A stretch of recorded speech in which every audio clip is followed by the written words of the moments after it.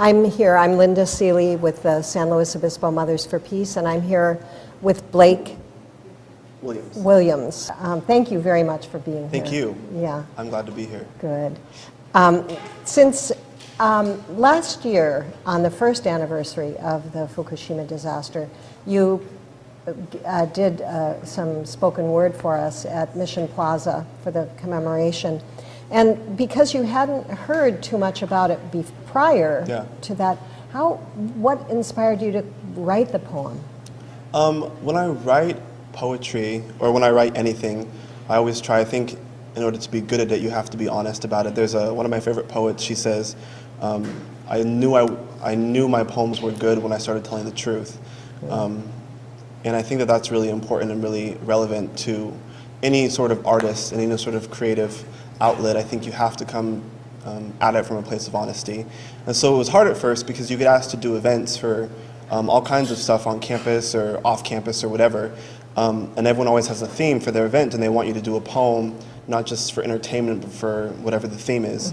And so it can be a little bit difficult to try and come up with, just pull a poem. I don't have, a repertoire of 150 poems, and so it's hard sometimes to kind of figure out how you're going to write. And so I just started, I knew I wanted to be involved because I thought it was a great cause, and I didn't know that much about it, to be completely honest, and so I started doing research, and that's kind of where I started.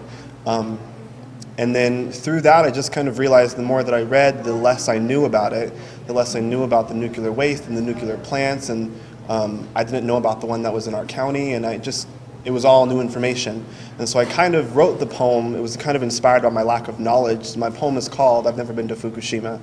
And so the piece really is about how little I know about this place that's all of a sudden very relevant culturally and politically. And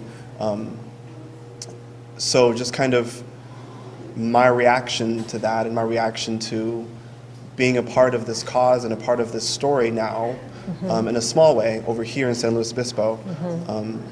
And so yeah, I just kind of took that approach to it. I don't know what it's about, so tell me what it's about, kind of speaking to the people who are left from Fukushima. So you just mentioned that you were at Cal Poly. This is your 4th year, correct? And you just said that you didn't know there was a nuclear power plant here. Yeah. Right? That's true. So Cal Poly never informed you that you were moving into a nuclear evacuation zone when you came here to go to college? No, I had no idea. Since doing this program last year, I have not heard anything really except from June, who's involved with Mothers for Peace. And I don't have any memory of a professor ever talking about it. What about, did you go to WOW Week when you started Cal Poly? Yeah. Didn't they have a safety day where they talked to you about different safety issues? I mean, that was a while ago. I don't remember them saying anything about the first time I heard about there being a nuclear plant nearby was from June last year. That's very interesting because there are over 17,000 students at Cal Poly, right? Yeah. It's close to 20,000, yeah. Close to 20,000, and they're living in a nuclear evacuation zone and they don't know it. Yeah. I think that says something about our county. Another question for you, Blake. The question I was going to ask you is, do you feel a connection with the people from Fukushima since you lived near a nuclear power plant? But because you didn't know you lived near a nuclear power plant, that means that you probably didn't, when you heard about Fukushima, it probably kind of passed through you and didn't really stun you as much as if you would have known that you were living near 6 million pounds of radioactive waste, right? Yeah, and I think too, even still, it's kind of this idea that it's not going to happen here. So even now, knowing that we live near one and knowing what happened in another country, even an industrialized country like Japan, it's still, I mean, you don't think about anything happening and anything going wrong. I don't know if it's just a subconscious idea that our equipment is better, that our scientists are more informed, are more on top of it. I don't really know. I don't really think about it even still, and I don't think anyone in this community really does. I mean, in general. And so I don't know that I feel connected in terms of us sharing that,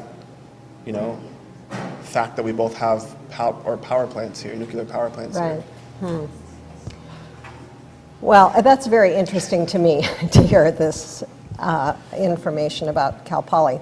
But I want to find out a little bit about your concert that you had to benefit the Family Care Network. Yeah. Could you tell us about that? Yeah, so I'm a psychology student, and it was my senior project, and so I used to work for Family Care Network as a behavioral therapist, and I stopped working there because it was too difficult to do that and school, but I still love what they do. They work with foster kids in our county, and they're one of the most successful private foster agencies in the state of California in terms of the people that their clients going through their program and them not needing to cycle through it again because they're successful and that success is sustainable. And so I just love their mission and I love what they do. And so I wanted to some way still be involved and support them and kind of get the community more involved in knowing what this great organization right down the street from us does. And so I put together, I'm a musician as well as a spoken word poet, and so I put together a band. We had a cellist, we had a percussion section, we had a few guitar players and a couple of singers and a few other spoken word poets. And we just invited all of our friends on Facebook. We got a church to give us a venue for free, which was awesome, and they let us use their sound system, which is incredible, and saved us a ton of money as students and as musicians who aren't professional musicians, don't have all the equipment ourselves. And so yeah, we raised a couple of $100s. There was about a little over 100 people came. And so it was fun. I wish we would have started earlier and could have been doing it more often because it was fun for us to do and a chance to get to perform and a chance to get to show songs and poems that we've written, as well as a chance just to kind of bring the community together and benefit things locally and socially. So. Blake, it's such a pleasure to meet you.